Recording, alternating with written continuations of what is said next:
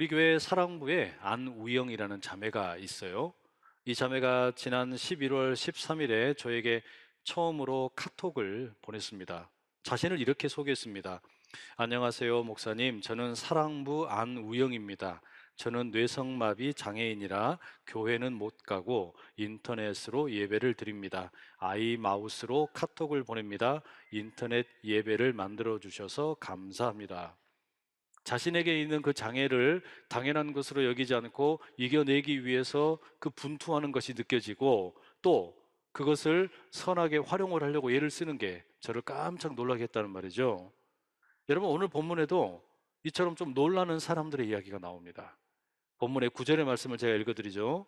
주의 사자가 곁에 서고 주의 영광이 그들을 두루 비춤에 크게 무서워하는지라. 한밤에 야외에서 양떼를 돌보던 목자들이 있었어요. 근데 이들에게 갑자기 천사가 나타납니다. 그러니까 이 주님의 영광이 그들을 두루 비추게 됩니다. 목자들이 너무 무서웠어요. 깜짝 놀라게 된 거예요.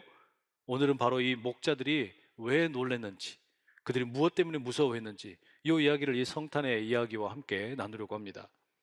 여러분, 이들은 무엇 때문에 놀라는 걸까요? 이 낯선 빛이 그들을 두루 비추었기 때문입니다. 주님의 영광이 비추었기 때문이에요. 이 주님의 영광이라는 것이 구약 성경에서도 사용이 되는데 흔히 쉐키나라고 알려져 있습니다. 쉐키나라는 말 자체는 성경에는 없습니다. 하지만 우리가 흔히 하나님의 임재, 하나님의 거하심, 이걸 쉐키나라고 이렇게 부릅니다.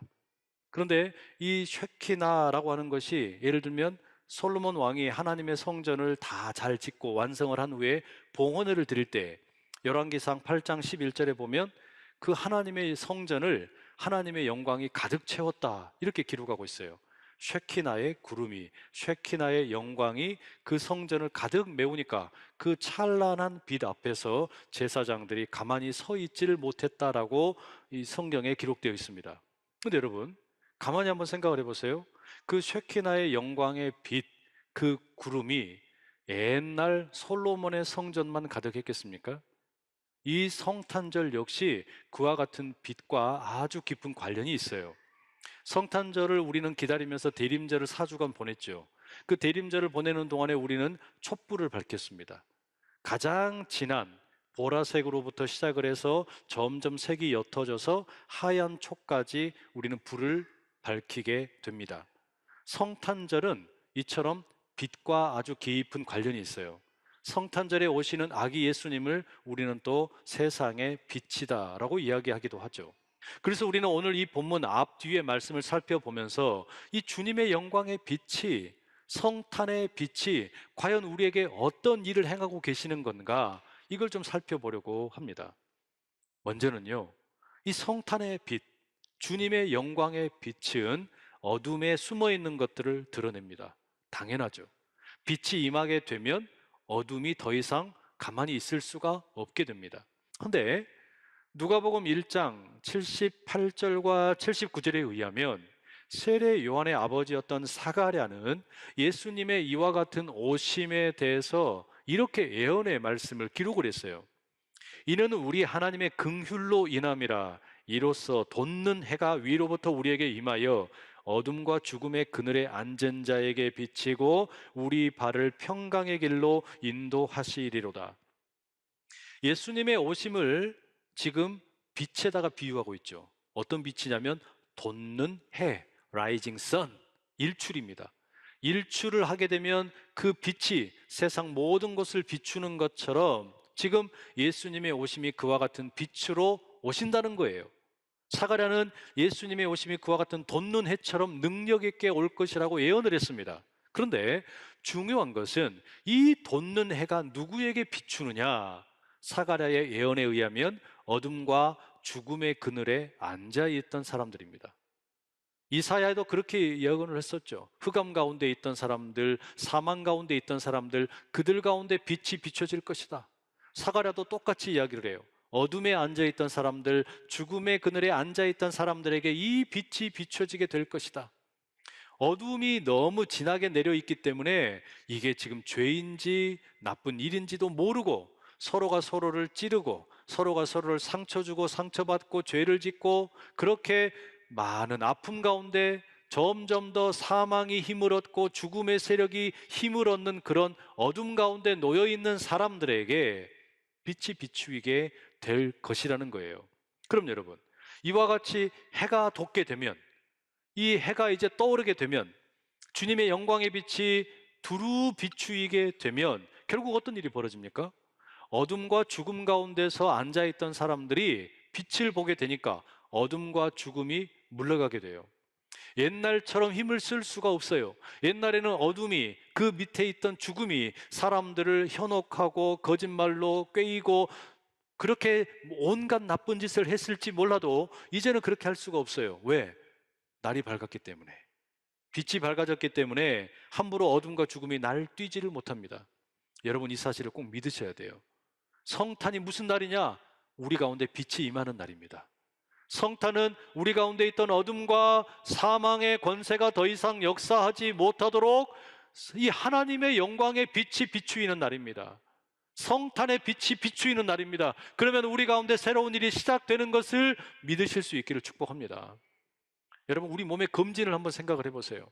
정기 검진을 하러 병원에 갑니다. 엑스레이를 찍습니다. 그래도 잘 안 보이면 CT를 찍습니다. CT로도 안 되면 MRI를 찍습니다. 왜 그렇게 점점 더 우리가 그렇게 비싼 장비 가운데 우리가 사진을 찍습니까? 다른 이유가 아니에요.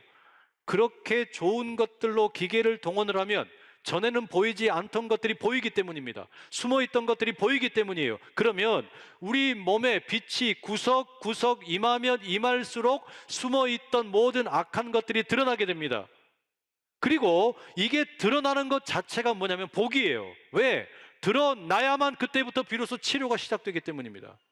드러나야만, 숨어있는 것들이 밝혀져야만, 숨어있는 것들이 이제는 빛 가운데 드러나게 되면 그때부터 온전한 치료가 시작될 수 있다는 이야기예요. 마찬가지예요.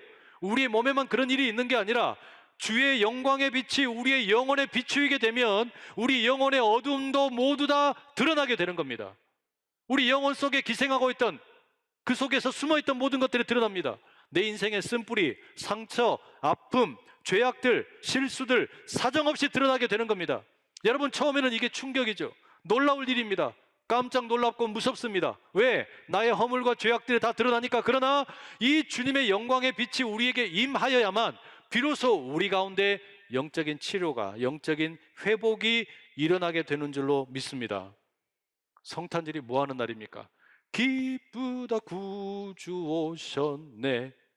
찬양 부르고 선물 교환하는 날입니까? 아니면 가족들이 함께 외식하는 날입니까? 영화 보러 가는 날입니까? 아니에요. 이날은 우리가 영적으로 정기 검진 받는 날입니다. 주님의 영광의 빛을 우리 가운데 경험하는 날입니다. 성탄의 빛이 우리에게 임하는 날입니다. 그래서 그 빛 가운데 내 안에 있던 어둠이 물러가고 그 은총이 온전히 내게 허락되는 시작의 날이라는 이야기입니다. 바로 그 은혜가 여러분 모두 가운데 있기를 간절히 축복합니다. 또 하나, 이 성탄의 빛은 사람들의 믿음을 드러냅니다. 오늘 본문과 또 다른 복음서의 내용을 이렇게 종합을 해서 볼 때 성탄절과 관련해서 우리가 늘 자주 만나게 되는 인물들이 있어요. 요셉, 마리아, 목자들입니다. 이들 가운데에는 공통점이 있었어요. 어떤 공통점이냐? 요셉의 경우를 보세요. 마태복음 1장에 의하면 요셉은 자신의 약혼 여인 마리아가 아직 혼인도 하지 않았는데, 동침을 하지도 않았는데 임신을 했다는 걸 알게 돼요. 깜짝 놀랄 일이죠. 당시 사회에서 이렇게 되면 이 여인은 이제 돌로 맞아 죽거나 사회에서 매장당하는 겁니다. 그런데 요셉이 마음이 참 좋았어요. 그래서 이 일을 조용히 끊으려고 그랬습니다. 말하자면 이제 이 결혼 관계를 정리하려고 했던 것이죠. 그런데 어느 날 천사가 요셉이 잠을 자고 있는데 꿈 가운데 나타납니다. 여하튼 요셉은 구약이 되었든 신약이 되었든 꿈과 뗄래야 뗄 수가 없는 관계에 있습니다.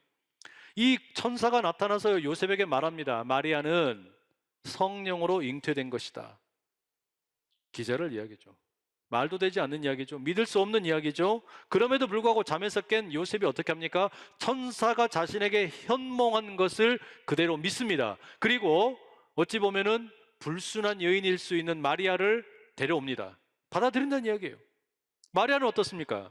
누가복음 1장 26절에 보면 마리아에게도 천사가 찾아갑니다. 이 천사에게는 이름이 있어요. 가브리엘이라는 천사입니다. 이 처녀인 마리아가 임신을 하게 될 것이고 아들을 낳게 될 것이라고 천사가 이야기를 해줍니다. 뒤로 자빠질 일이죠. 마리아로서는 도무지 감당하기 어려운 일입니다. 그런데도 불구하고 마리아가 뭐라고 말합니까? 주의 여종이오니 말씀대로 내게 이루어지이다. 이렇게 고백을 해요. 또 오늘 우리가 읽었던 본문의 목자들은 어떻습니까?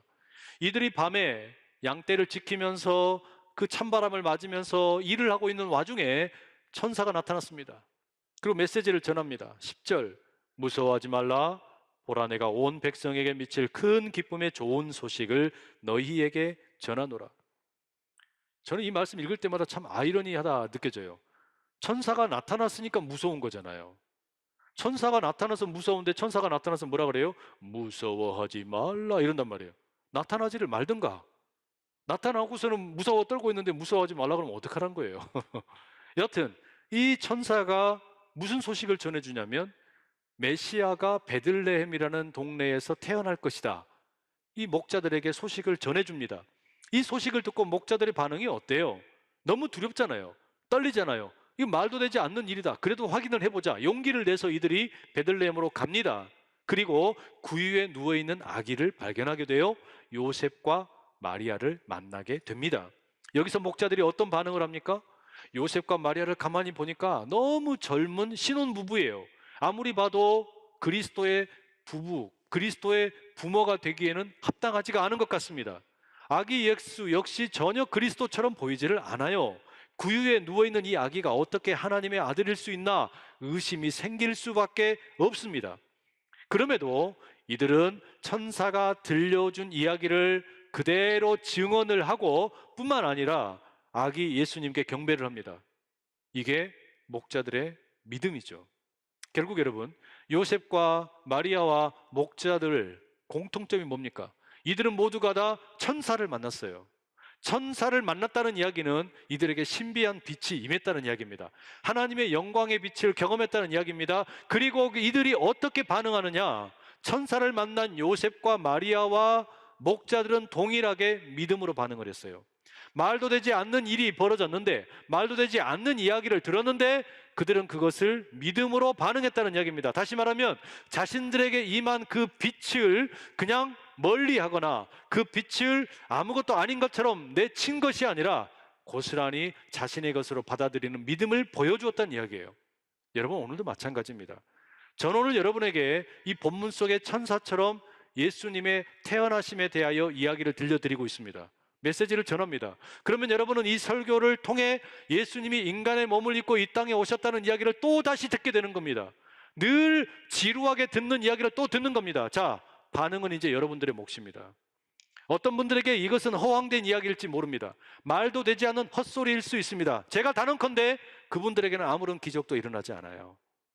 그분들에게는 아무런 믿음의 역사가 일어날 수가 없어요. 반면에 동일한 말씀을 들었음에도 불구하고 반응이 다른 사람들이 있어요.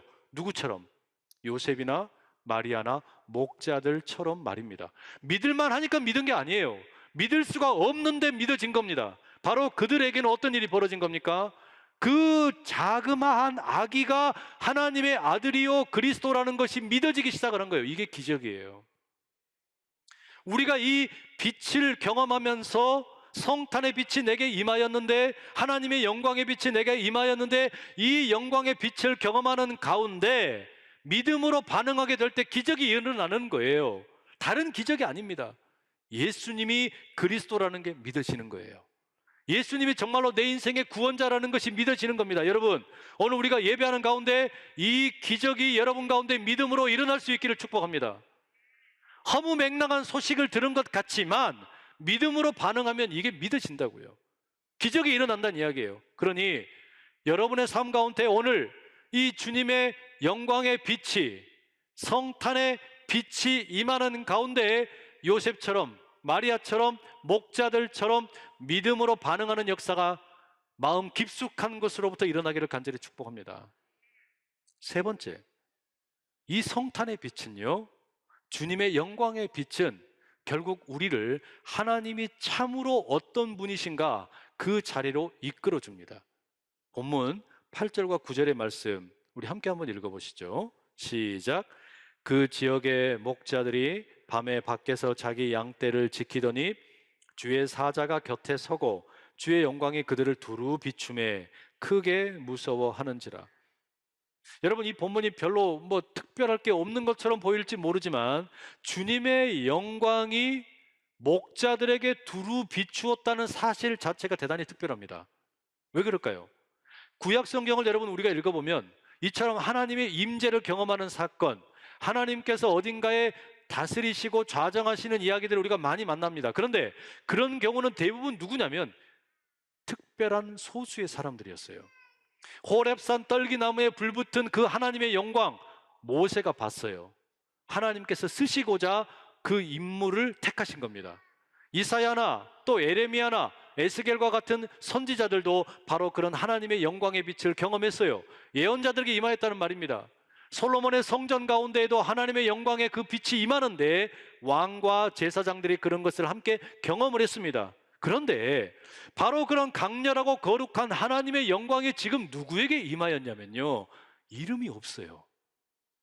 이름도 없는 목자들, 당시 사회에서 가장 저소득층, 가장 가난한 사람들 중에 하나인 목자들에게 임하였다는 이야기입니다. 그러니 목자들이 까무러치는 거예요. 주님의 영광은 유명한 사람들, 또 어떤 능력 있는 사람들, 엘리트들, 리더들에게나 임하는 것인 줄 알았는데 자기들처럼 별 볼 일 없는 사람들에게 주님의 영광의 빛이 임하니까, 천사가 찾아오니까 놀라는 거예요. 감히 우리에게 하나님의 영광이 임한다니, 하나님의 임재를 우리가 경험한다니 놀라는 거예요. 여러분, 그러니 이 지금 본문의 말씀은 결국 이 주님의 영광의 빛은 우리를 어디로 이끌어가는 겁니까? 하나님이 참으로 누구이시냐라는 질문에 답을 주고 있는 거예요. 많은 사람들은 그렇게 생각합니다. 하나님은 편애하는 분이라고, 하나님은 능력 있는 사람 좋아하고, 정치 힘이 있는 사람 좋아하고, 또 돈 많은 사람 좋아하고, 얼굴 잘생긴 사람 좋아하고, 이런 하나님이라고 착각을 하는 거예요. 그렇지 않아요. 우리 하나님을 성경을 읽을 때마다 발견하는 건 뭡니까? 몸이 불편한 장애인들 하나님 사랑하세요. 이 땅에 이주민으로 와서 살아가는 우리 외국인 나그네들 하나님이 사랑하세요. 가난하고 헐벗고 건강하다가도 몸이 병들어서 신음하고 있는 그런 사람들 우리 하나님이 더 특별히 사랑하신단 말이에요. 마치 누구처럼? 목자들처럼 말입니다. 우리 하나님이 그런 하나님이시란 말이에요. 특별히 바로 그 빛이 이제 이 사람들을 이끌고 어디로 갑니까? 마국간으로 갑니다. 그 마국간 가운데 누가 있어요? 아기 예수가 있습니다. 아기 예수 가운데 나타난 이 하나님은 어떤 분입니까? 본문에서는 이 예수님의 탄생을 가리켜 온 백성에게 미칠 큰 기쁨의 소식이라 그랬어요. 특별한 누구에게만, 특별한 소수에게만 임하는 좋은 소식이 아니에요. 여러분, 정치의 이 냉철한 세상을 보십시오. 정치에서는 한쪽이 이기면 거기에는 좋은 소식이에요. 그러나 다른 한쪽은 패배의 소식입니다. 우리가 여러분 거래를 할 때도 마찬가지죠. 수많은 사람들이 함께 거래를 합니다. 그런데 그 와중에 주식이 올라간다, 내려간다, 부동산이 올라간다, 내려간다. 이 과정에서 누군가에게는 그것이 기쁜 소식이고 좋은 소식이지만 또 어떤 이들에게는 이게 슬프고 눈물 나는 소식이에요. 세상 모든 소식은 다 그렇습니다. 그런데 천사가 들려주는 예수님의 태어남의 소식은 뭐라고 말하냐? 온 세상에 모두에게 임할 기쁨의 소식이라는 거예요. 누구 한 사람 예외 없이 이 기쁨의 소식이 들려지고 있다는 이야기입니다. 그래서 그 예수님의 오심이 돋는 해와 같다는 겁니다. 모든 사람에게 선인이나 악인이나 예외 없이 동일하게 빛을 비추는 그 하나님의 은혜라는 것이죠. 목자들이 이 주님의 영광의 빛을 보고 인도함을 따라서 이제 마국간에 갔습니다. 예수님을 봤어요. 왕이 아니에요. 갓난 아기의 모습입니다. 왕궁이 아닙니다. 짐승의 여물통입니다. 예수님이 무슨 화려한 옷을 입은 게 아닙니다. 누더기 헝겊 조각으로 몸을 감싸고 있는 너무나 별 볼 일 없는 모습입니다. 여러분 어떻습니까? 아기 예수님 안에 계시된 하나님은 도대체 어떤 분입니까? 이 하나님은 장성한 어른이 아니에요. 아기 예수의 몸을 입고 오셨다라고 하는 것은 하나님이 이 땅에 오실 때 완벽한 존재로 오셨다라는 게 아니에요. 장수의 모습으로, 임금의 모습으로 모든 게 다 성장을 해서 오신 게 아니라 어린 아이의 그 연약함으로부터 시작을 해서 우리 인간의 생사고락을 직접 다 체험하러 오셨다는 겁니다. 다시 말하면 하나님은 저기 멀리 하늘에서 우리 인간들의 생사고락을 관망하거나 구경하는 분이 전혀 아닙니다. 도리어 아기 예수 안에 계시된 하나님은 우리의 요람에서부터 무덤까지 친히 다 경험하기로 작정하신 분입니다. 달리 말하면 이 하나님은 상처받기로 작정을 하셨어요. 아기 예수가 어릴 때 태어나서 울고 신음하고 아파하고 상처받고 왜 그런 일이 없었겠어요? 그 아기 예수 안에 임재하신 하나님은 인간이 경험하는 모든 감정을 다 경험을 하고 그것을 고스란히 다 느끼고 계시는 겁니다. 그게 여러분 우리가 지금 만나게 되는 하나님이에요. 주님의 영광의 빛이 우리 가운데 비추어지니까 우리가 믿음으로 반응을 하는데, 이 믿음의 반응을 따라 우리가 아기 예수님을 만나는데, 이 하나님은 어떤 분이냐? 상처받기로 작정하신 거예요. 심지어 십자가에 죽기까지 상처받으시겠다. 우리의 태어나서 죽기까지 우리가 겪는 수만 가지 인생의 아픔과 고민들, 그 모든 것을 일일이 다 경험하시기로 작정을 하셨다는 말입니다.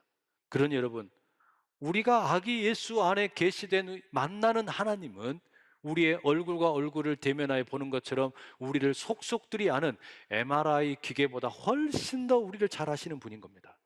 내 감정을 너무나 잘 아시는 거예요. 내가 무엇 때문에 아파하는지. 사람들 앞에서는 화려한 언변을 자랑하고 사람들 앞에서는 내가 아주 대단한 사람인 것처럼 이야기하고, 그러나 집에 가면 또 다른 웅크리고 있는, 슬퍼하며 울고 있는 내 자아, 그것까지도 아시는 거예요. 사람들 앞에서는 아무 말도 못하고 쭈뼛쭈뼛하고 있는 그 내성적인 모습도 아시는 거예요.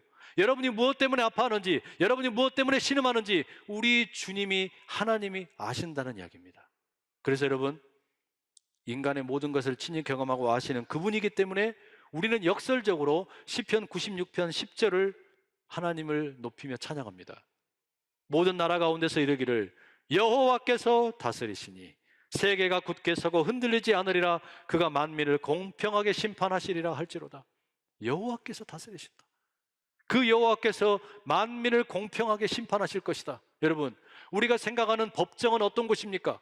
법복을 입은 법관이 죄수들과는 거리를 두고 나는 너희들과 다르다, 나는 이 법을 따라서 너희들에게 벌을 내린다. 우리에게는 그런 법원의 이미지가 강하지만 우리의 왕이 되시는 말라크 야훼, 하나님의 다스리심은, 하나님의 공정한 심판은 어떤 겁니까? 우리와 똑같이 아파하시고 똑같이 신음하시고 우리의 연약함이 뭔지, 내가 무엇 때문에 고민하는지 이 모든 걸 아는 분이 저와 여러분의 구주가 되시고 우리의 진정한 심판자요 우리의 구원자이심을 믿으실 수 있기를 축복합니다. 강남대학교를 설립한 이호빈 목사님이 성탄절과 관련해서 이런 기도를 남기셨어요. 마국간에 오신 주님이시여, 짐승만이 들락거리는 우리 마음에도 오시옵소서. 과거에 오셨사오매 지금도 오실 줄 믿사옵니다. 아버지, 이 못된 것들 마음에 찾아와 주셔서 저희들의 생명을 다시 살려주시옵소서. 기쁜 소식을 들을 줄 아는 마음, 목자의 마음을 가질 수 있게 하여 주시옵소서. 주님 오신 날을 경축하려는 저희 마음에 주님 맞지 않으면 무슨 소용이 있습니까? 주님을 맞을 수 있는 축복을 주시옵소서. 내가 왔다 하는 음성을, 그 기쁜 소리를 듣게 하여 주시옵소서. 여러분, 주님의 영광의 빛이 비추이게 되면 어둠과 죽음의 역사가 드러납니다. 이제 우리에게는 믿음의 반응이 필요합니다. 그러면 그 빛은 우리를 아기 예수 그 안에 계시된 하나님에게로 인도합니다. 상처받기로 작정하신 하나님, 그 하나님을 더욱 깊이 만나고 새 힘을 얻는 이 성탄의 날이 되기를 간절히 축복합니다.